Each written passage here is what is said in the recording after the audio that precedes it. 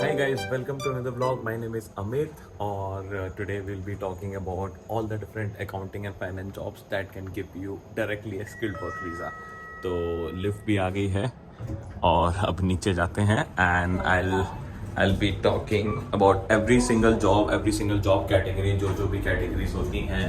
आप अगर फाइनेंस कर रहे हो, अकाउंटिंग कर रहे हो, आप अगर कॉर्पोरेट फाइनेंस पढ़ रहे हो, अगर आप कोई रिस्क रिलेटेड कोर्स कर रहे हो फाइनेंस में, अगर आप कोई भी इस तरह का कोर्स कर रहे हो तो आप कौन कौन से जॉब टाइटल में अप्लाई कर सकते हो जिससे आपको बहुत इजीली यहाँ का डायरेक्टली पीआर मिल जाएगा, यहाँ का आपको डायरेक्टली स्किल्ड वर्क वीजा मिल जाएगा यूके का.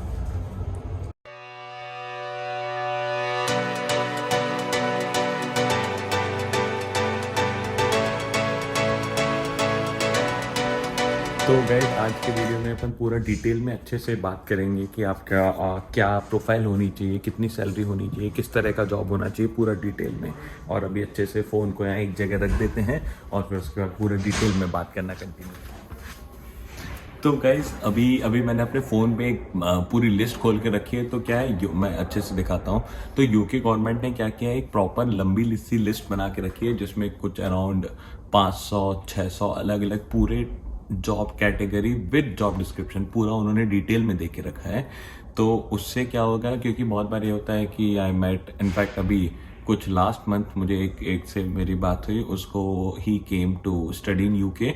उसने 1 साल यहाँ पढ़ाई करी, उसने मास्टर्स कोर्स किया, उसके बाद उसका जॉब भी लग गया. उसका जॉब लगा और उसने जॉब किया, पर जॉब में उसने ट्राई किया बात करने का, उनकी कंपनी मान गई स्किल्ड वीज़ा अप्लाई करने के लिए. उसकी कंपनी ने स्किल्ड वीज़ा अप्लाई किया, पर प्रॉब्लम ये हो गई कि स्किल्ड वीज़ा रिजेक्ट हो गया. और रिजेक्ट क्यों हुआ, क्योंकि उसका इस लिस्ट में जो उसकी जॉब टाइटल था, जॉब प्रोफाइल था, वो नहीं आता है. तो ये बहुत इंपॉर्टेंट है कि आप ये देखें कि कौन कौन से जॉब टाइटल्स आते हैं, क्योंकि स्किल्ड वीज़ा अभी यूके गवर्नमेंट काफ़ी लोगों को मिल रहे हैं अभी. बट प्रॉब्लम ये भी है एक कि आप उस कैटेगरी में आने चाहिए कि या तो शॉर्टेज लिस्ट में आने चाहिए या तो उस वाली लिस्ट में आने चाहिए जिसमें एटलीस्ट आपको डायरेक्टली मिल जाए. ऐसा ना हो कि आपको बाद में पता चले ओ इस कैटेगरी में नहीं है. तो आज वो वाली कैटेगरी की बात करते हैं जो फाइनेंस और अकाउंटिंग रिलेटेड फील्ड्स हैं, उस बारे में.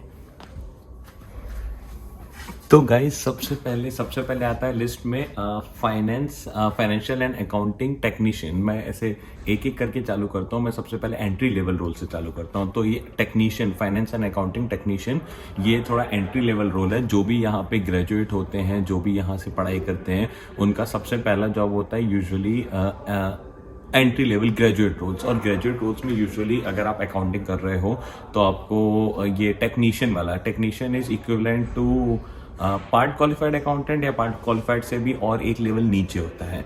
तो यहाँ पे बहुत सारे ऐसे एंट्री लेवल जॉब्स होते हैं जिसमें आपको बेसिकली अपना ज़्यादा दिमाग नहीं लगाना है. आपको बस जो आपको बोला जाए, आपको एक्सेल आपको अच्छे से आना चाहिए. आपको ये, अगर आपको एक्सेल बहुत अच्छे से आता है तो आपको इजीली वाले जॉब्स मिल सकते हैं.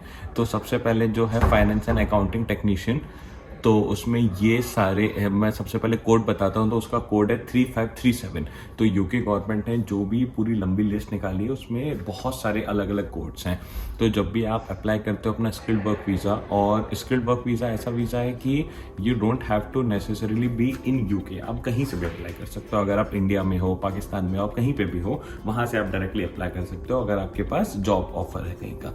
तो ये इसका कोड है 3537 accounting technician, financial and accounting technician.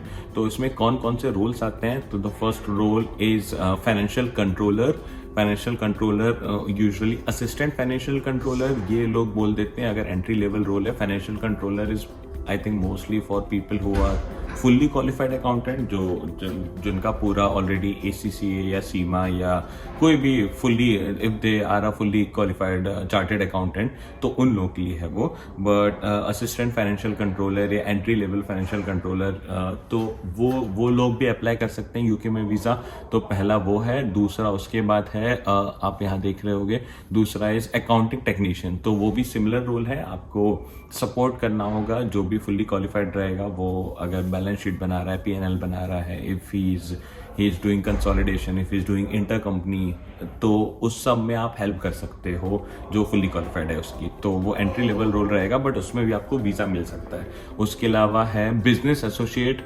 Business associate में और ये बैंकिंग, इसमें ब्रैकेट में ये भी लिखा है business associate in terms of you have to work in either in the finance और इन द अकाउंटेंसी और in the finance sector, basically you have to work in the banking area.